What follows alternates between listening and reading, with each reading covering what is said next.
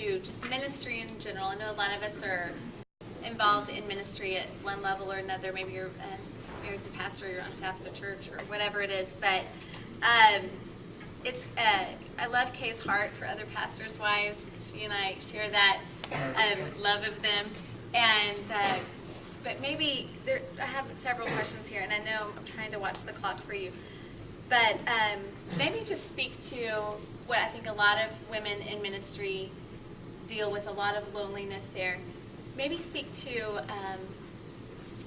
some suggestions on finding some community, which can be hard if you're in maybe a church planting situation where you don't have staff, or small staff kind of situations. Can you talk to that, the importance of it? It is. That is, whenever I talk to pastors' wives, the same questions get asked because we deal with the exact same things. It doesn't matter what size your church is or how long you've been there. Some of the issues are exactly the same, from place to place to place, and the women always, and that's one of the questions that always gets asked.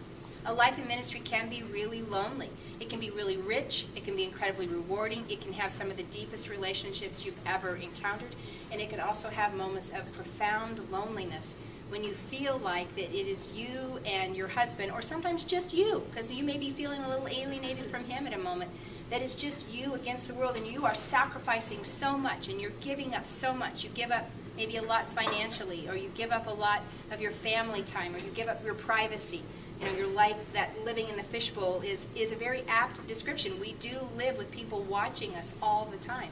How we dress, how we eat, how we smile, we laugh appropriately at our husband's jokes, if our kids are behaving in the right way, what school do we send our kids to, where do we get our hair done? I mean, the list is just endless of the way that people scrutinize our lives. And that can lead you to feel pretty lonely sometimes and isolated. And my parents were in ministry, and so I watched this firsthand in a way that I decided I was going to do differently. I was totally open to God leading me to marry a minister, even though I'd grown up in a minister's home, so that says something positive about the family I grew up in.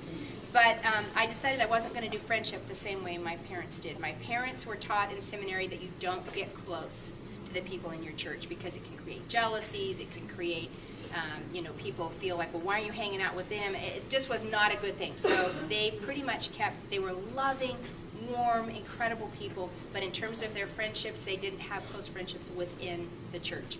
And I watched them be very lonely. And when my younger brother became a drug addict, a heroin addict, for a period of years, they went through that by themselves. They did not feel that they could share that. Guys, I have to tell you something. I don't know if I can do it without crying. You can do it. Okay. It's just that it's really fresh.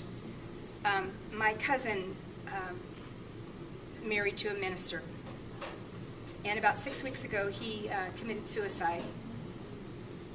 And probably the deepest reason that he did, besides some mental illness issues, is because as a pastor he didn't feel the freedom to share where he was struggling.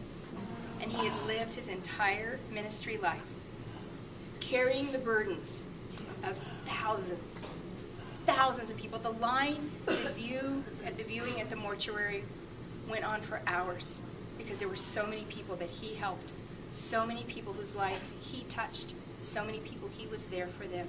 But when he was struggling, he didn't feel the freedom to share that. And at the end of the day, it became the tipping point for him in which the easiest and the best solution was to take his own life.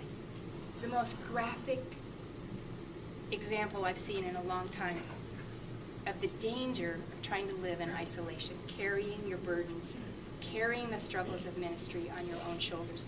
You need friendships, you need relationships, you need deep intimacy. It doesn't have to be with 50 people, but it needs to be with just even a couple, people that you can be real, people that you can say, I hurt. I can't make my faith work right here. I'm trying and I'm trying and I'm trying, and my faith, I can't get it to reconcile with this area of my life, or I've so wanted to be different than I am and I'm not, and I don't like this. And the sacrifice of being in ministry is the criticism that comes, and there's lots, you know this, the criticism that comes. If you don't know it yet, you will. You're going to get hit with boatloads of criticism of being in ministry. And it stabs like a knife because you give and you give and you give, and sometimes to be turned around and be greeted back with criticism or misunderstanding or sometimes just downright hatred. downright hatred of people. And it can cause you to just, instead of living your life, as Paul says in 2 Corinthians, I have opened my arms wide to you, he says. I have opened my arms wide to you in embrace. And most of us start ministry like that. I'm ready to do this. I love people. I love God. I'm ready to do what he asks me to do. And as the hurts kind of pile on, and the life circumstances and the criticism and stuff, and we find ourselves slowly with our stance sleeping wide open, before long, we've got pretty much a closed stance. You're not going to hurt me. Not letting those people close anymore. I've given and given, and I'm not doing it anymore. And instead of living with our arms wide open, we live in a closed way. So I'm encouraging you to not let the inherent isolation that can come in ministry dominate. When we first started Saddleback and it was just us, we didn't have any other staff, one of the things that we did pretty quickly, within a couple years, was to become a part of an extended staff, pastors and wives, little group. Pastor's wife here, Lori Bishore, and her husband, Kenton, were part of that group. It's where I met Lori, when we were young mommies with little kids, and now we're grandmommies. But there were several of us, and just put out a letter to other churches in the area and said, okay, we're just starting, we don't know anybody. Would any of you ladies like to get together for lunch at Coco's or my house and come have cheese sandwiches or something? Nothing huge. It was not about impressing each other. We didn't spend time well, at our church we do this. Well, at our church we do this. It was more about, your deacons are driving you crazy. Me too. I'm going to kill them. or my child is just really struggling being in the limelight. One of my kids loves it. My 28-year-old always introduced himself from the time he was a little boy. My name is Josh, but you can call me Little Pastor Rick. Loved it from the time fine. And my daughter and my younger son were much more not liking the limelight. But just to bring those things with other wives who nobody knows our lives like we do. This is why I have such a passion for pastors' wives. I don't know you or many of you at all. But if we had a chance to just sit down for a few minutes, within a very short space of time, I think some of the same issues, the same struggles, the same questions, the same needs would come up. And so as we support each other, don't let isolation kill you. You send the little note or the email out. You find other pastors' wives in your area. You get together with them. You support each other. Lori has this amazing network. I totally believe in what she's doing and building this on the virtual network where you don't even have to live in the same city. You can live across the country. You could live in another part of the world and connect with other pastors' wives who are feeling what you're feeling, experiencing what you're feeling.